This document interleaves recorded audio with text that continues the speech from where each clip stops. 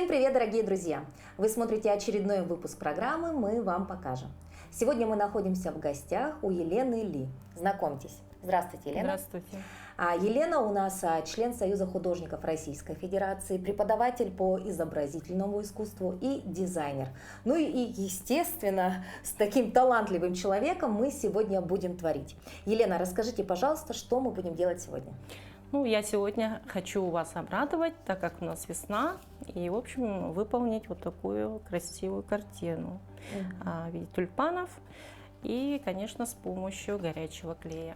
То есть это такая некая определенная техника, да? Да, это определенная техника. Вообще я очень люблю экспериментировать и выбирать самые такие интересные варианты техник. То есть это что-то необычное. Вот если мне, человеку далекому от творчества, да, видно, наверное, да, все-таки тут все понятно. Вот эта выпуклость, да, это и есть наш горячий. Да, это и есть горячий клей, контуры. То есть мы делаем такую объемную картину. Да, получается, что мы рисуем горячим клеем. Хорошо. А как вы пришли к такому интересному виду искусства, да? Художник обычно красивые картины рисует, да, либо портреты, а вот вы решили как-то экспериментировать. Почему? Дело в том, что мои родители, когда мне было 11 лет, меня отдали в Покровскую художественную школу. То есть сама я родом с Покровска. И, в общем-то, 5 лет я училась, и мои учителя Харитонов Александр Васильевич, Харитонова Людмила Валерьяновна, я очень сейчас благодарна, и до сего вот этого дня они меня поддерживают. То есть первые навыки получали в Покровске? Да. А далее уже пошли учиться, да? Да. Потом я поступила в колледж технологий дизайна. Я училась вообще на модельера, конструктора. И постепенно, в общем, как-то так получилось, что я оказалась учителем в школе Мобусош номер 20. То есть сегодня вы педагог? Да, педагог. Отлично. Изобразительного искусства. То есть рисовать вы умеете. Но вот мы видим ваши работы. Расскажите немного о них. Во-первых, как я уже говорила, что люблю экспериментировать, поэтому я вначале, в общем-то, работала над текстурной пастой. Текстурная паста очень гибкая и очень интересная оказалась, да, и, в общем, техники, в принципе, все желаем еще больше хочется. И вот эта первая картина, которая вот девушка загадочная, да, она как бы загадка природы. На руках у нее сардана, и как раз это зимний такой сезон был, и, в общем, я решила как-то, показать и солнце, да, как-то вот хочется тепла. И мы видим здесь якутскую тематику, да? Да, якутскую тоже обязательно, конечно.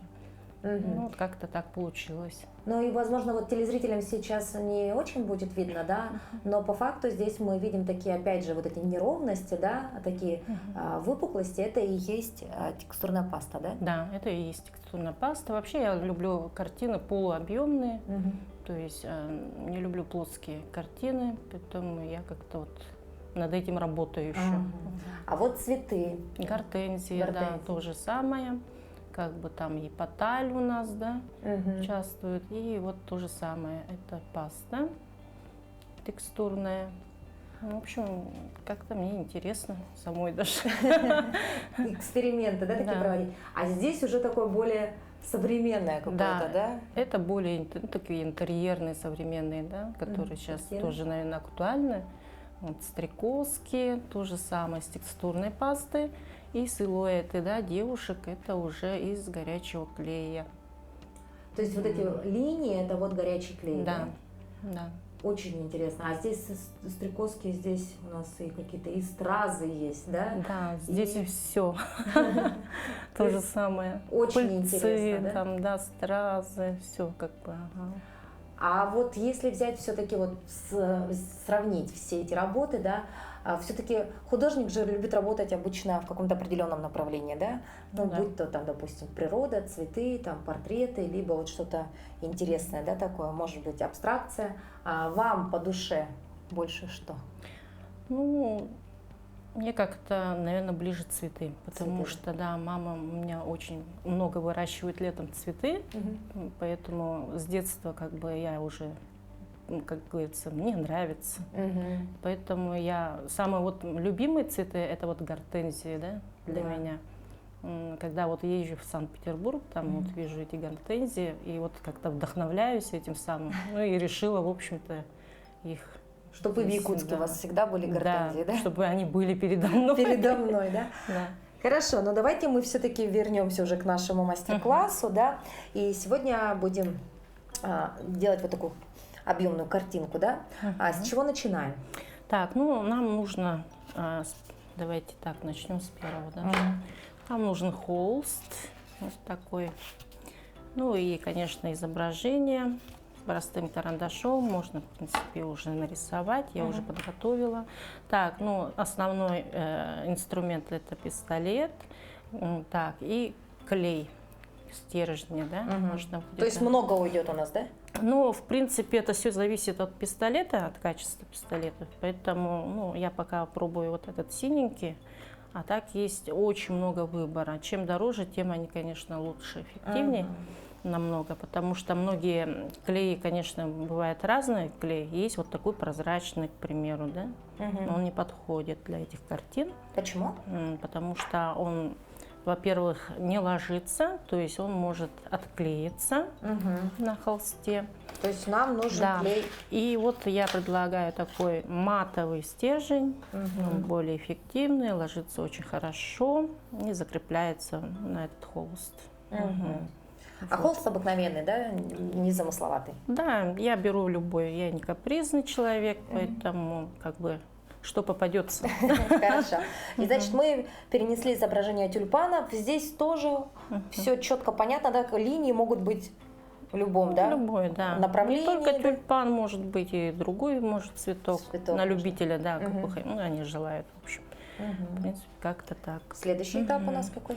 Так, ну, мы уже подготовили, зарисовку сделали. Теперь мы ждем, когда это нагреется пистолет. Минут, наверное, 5, не больше. Ну и затем мы начнем вводить контур. Так, ну, клей у нас нагрелся. Необходимо, конечно, рядышками иметь влажную салфетку или обычную салфетку. Ну, мы начнем сверху вводить, потому что снизу неудобно, поэтому делаем вот такие контуры. То есть точку намечаем, ну и прям по контуру карандаша направляем. Вообще это дело очень такое интересное само. То есть линии не должны быть идеальными, да? Если В принципе, нет. здесь Как чуть-чуть пойдет. извилистая линия, ничего страшного. Ничего страшного. Если вдруг что-то там, да, ну, не получилось, в принципе, можно. Вот горячий клей, он такой не капризный, в принципе, можно ввести его. А Дальше. лучше сделать контур потолще или потоньше? Или это тоже, опять же, на Ну, усмотрение? это тоже на усмотрение. То есть и вот так потихонечку выводим контур нашего изображения, да? Так, раз, теперь уже сделали. Нужно придерживать вот так, потому что когда напор идет пистолета, руки начинают трястись от того, что да, напрягает, поэтому чуть-чуть можно вот так помочь рукам и вот таким можно вводить его.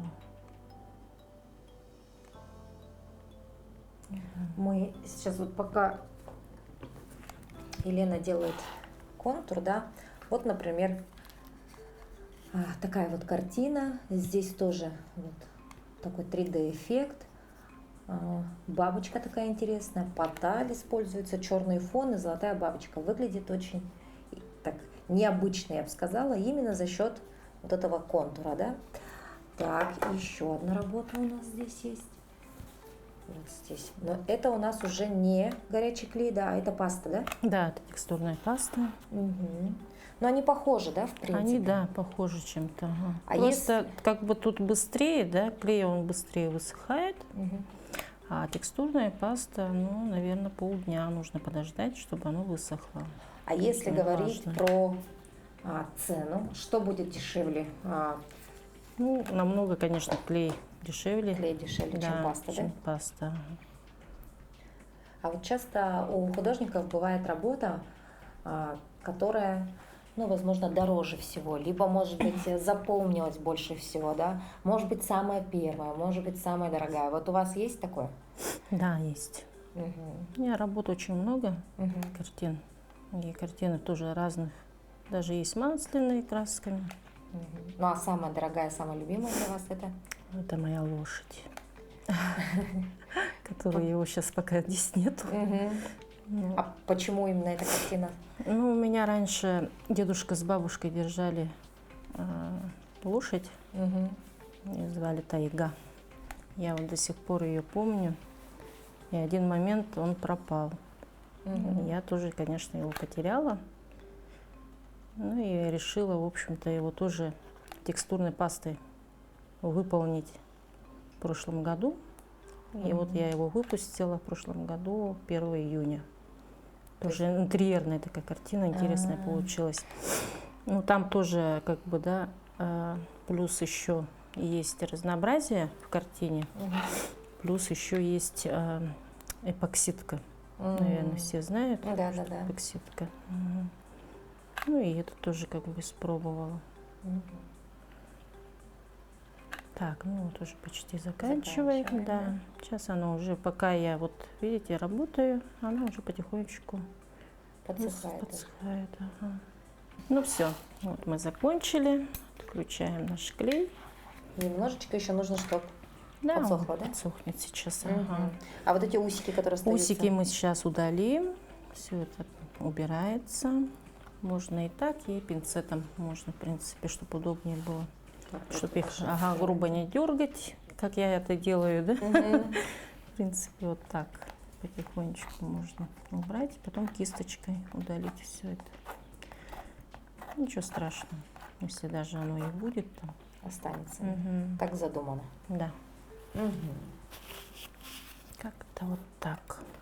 Ну, следующее действие, то, что оно уже высохло у нас, да, мы берем краски. Краски использую я акрил и использую вот в таких баночках. Кстати, эти баночки очень популярны, актуальны от суш. В принципе, они очень даже удобные. Удобные, да? И поэтому, в принципе, вот как-то так. Все доступно. Доступно, да. Ну, сейчас я предлагаю, наверное, кисточки, да, рабочие кисти. Это синтетика для акрила, она более, намного удобнее рисовать.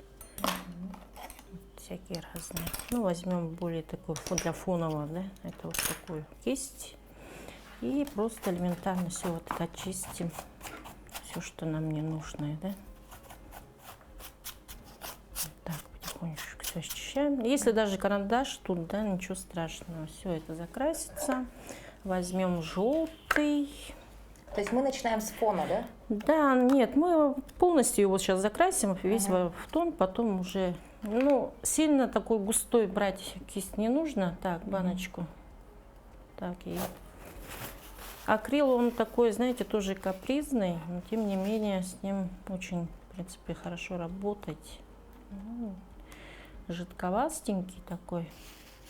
Ну и вот таким способом Но мы зато начинаем такие яркие всё. цвета, да? Очень Да, яркие. очень яркие. Это не акварель, да, который И так легко закрашивается наш горячий клей, да? Да, это видите, как оно подсыхает и быстренько все можно. А вот с текстурной пастой так не получится, потому что она будет высыхать очень долго.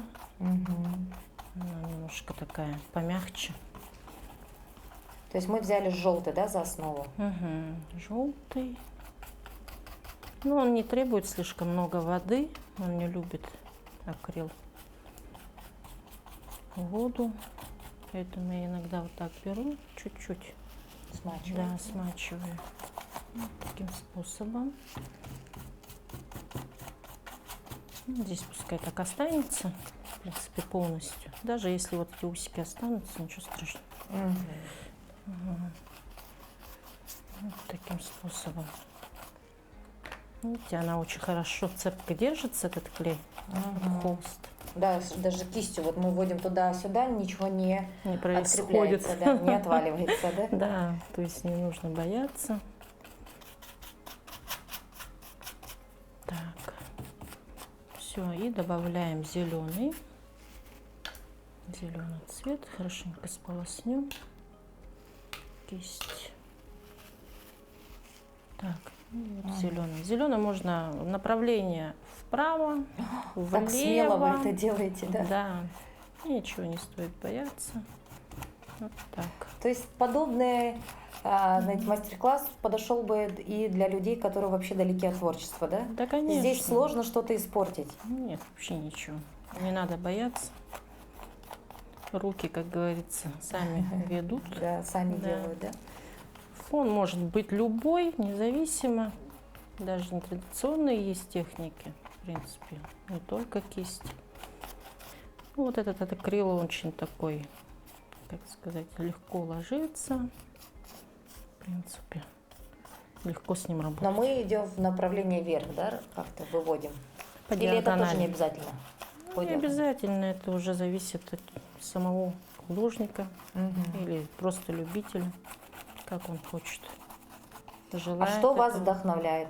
Вот, наверное, человеку творческому музу, где вы ищете свою? Бывает такое, что ночью проснулись и хочется придумать что-то во сне?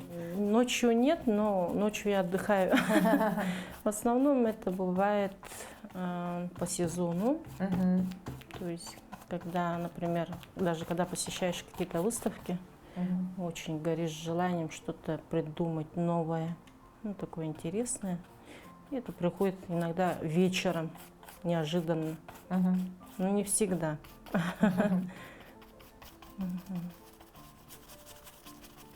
Так, ну вот, в принципе, оно у нас готово. Желто-зеленый фон есть. Да, мы сейчас будем выделять наши тюльпаны. Так, ну здесь для фона можно любой цвет, даже бирюзу можно включить. Просто как бы, да, тут. Все. Так, теперь я беру белый акрил. Так, эта кисточка у нас отдыхает. Так, и достаем средний, более такой вариант кисти. Кисточки тоже нужно менять. Вот постоянно детям тоже говорю, когда приходите на изобразительное искусство, берите разные кисти, разной толщины, потому что это очень важно. Так, ну и вот таким способом мы будем выделять пока белым наши тюльпаны. Контуры при этом остаются по-прежнему, как есть. Так.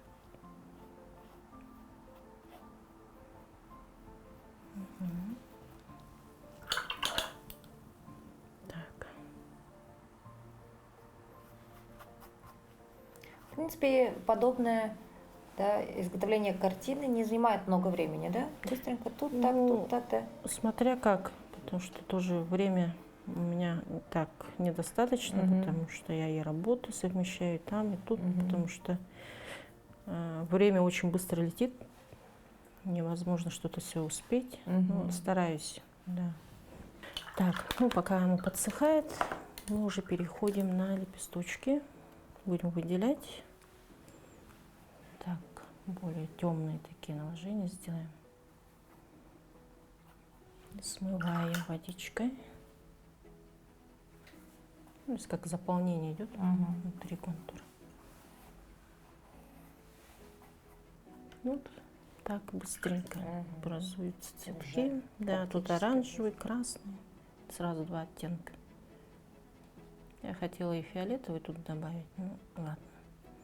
Пускай будет так. Он, видимо, сам хочет. Такой оттеночек. Следующее действие, ну, то есть мы уже закрасили, у нас остался только контур. Контур, ну, в основном я беру, использую вот такие баночки позолоченные, то есть он более будет выделять. Есть светлый, есть темный, ну, они разные, жидкий такой. Ну, золото, да, в основном? Да, я люблю золото. Так, ну, в общем, тонкую, среднюю кисть можно и тонкую, ну, смотря какой контур, да, у вас. Если очень тонкий, можно взять тонкую кисть. Ну и опять же сверху начинаем вот так выводить. Вот здесь уже начинается кропотливая работа, да? Если здесь мы все так лихо, Да, такими очень такими разрывистыми движениями все выводили, то здесь уже нужно немножечко постараться, да. Вот так мы выводим. Чуть гуще берем кисть, потому что нам его еще тянуть на всю длину по контуру. Вот так вот. Если оно еще не высохло, надо ждать, чтобы оно высохло, чтобы эффект был золоченый такой. Да, я сейчас вспомнила, что у современных детей была очень популярна 3D-ручка.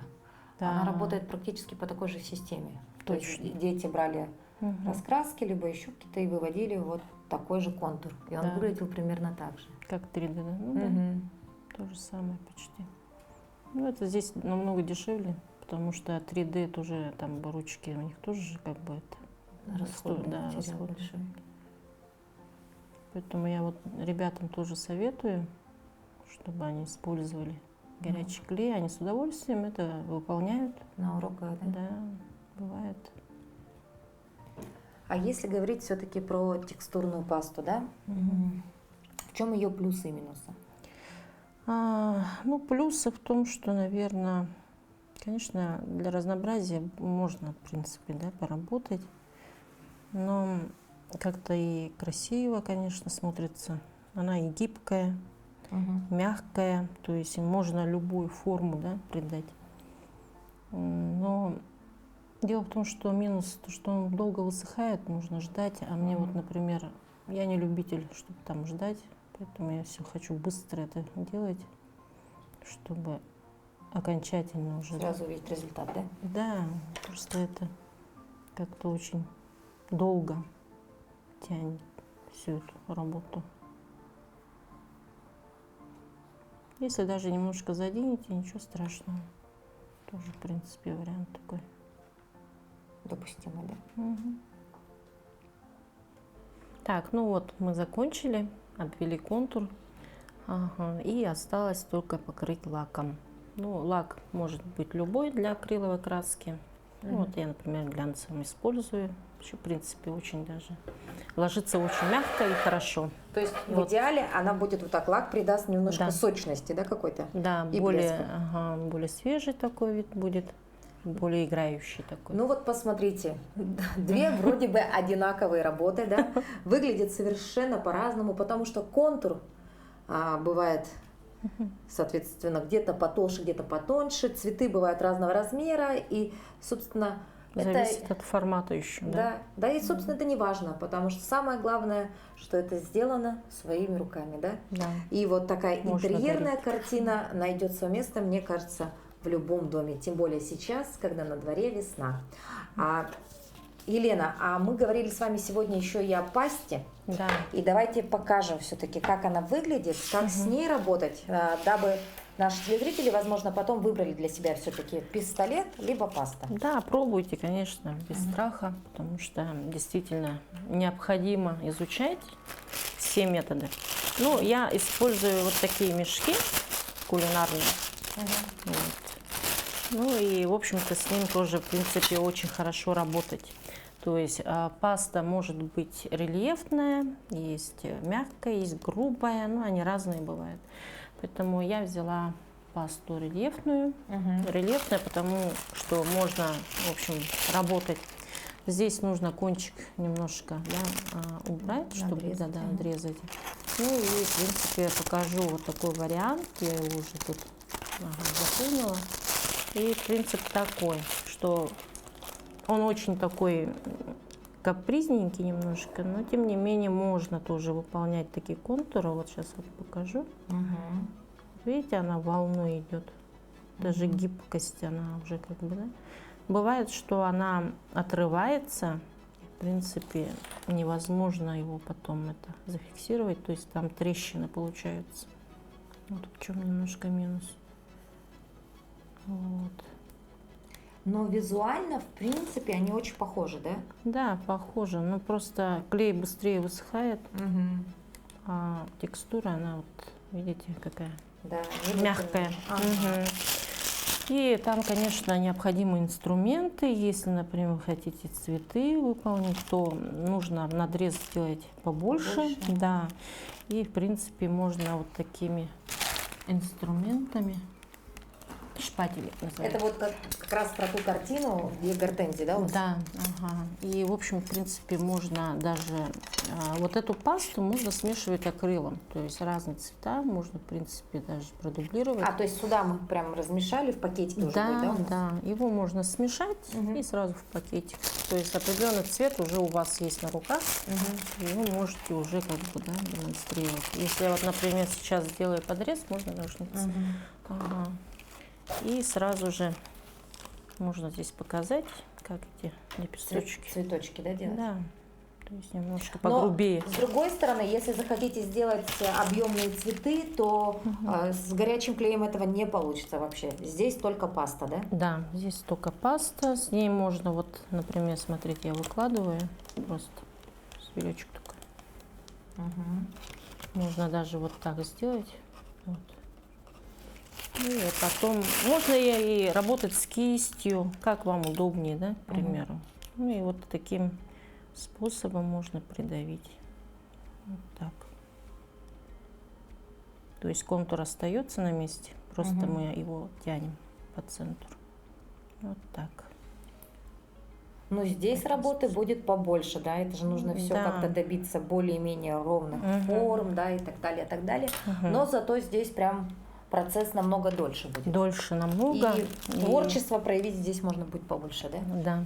Ну, здесь можно хоть как-то формы придать какие-то, да, рельефные сделать можно. Где-то развернуть, где-то как-то вот, слоями можно там, да, сделать. Но с клеем, конечно, это невозможно. То есть толщина будет такая, да, не очень красиво будет смотреться. Сохнет а тут будет. намного мягче, конечно, но он долго очень сохнет. Ну что, дорогие друзья, сегодня мы говорили про интерьерные картины. Ну и действительно, у каждого своя техника, да? Но начните с простого. Попробуйте поработать с простым горячим клеем. И, возможно, именно подобная работа потом вас уже зарядит на следующую картину, и там вы уже можете использовать рельефную пасту. Ну, а мы благодарим вас, Елена, за прекрасный мастер-класс. Желаем вам творческого вдохновения. Ну и, конечно, благодарных учеников, которые будут ценить вашу работу, да, и, возможно, вас, знаете, так направлять на еще более такие новые техники, какие-то новые виды искусства. Спасибо.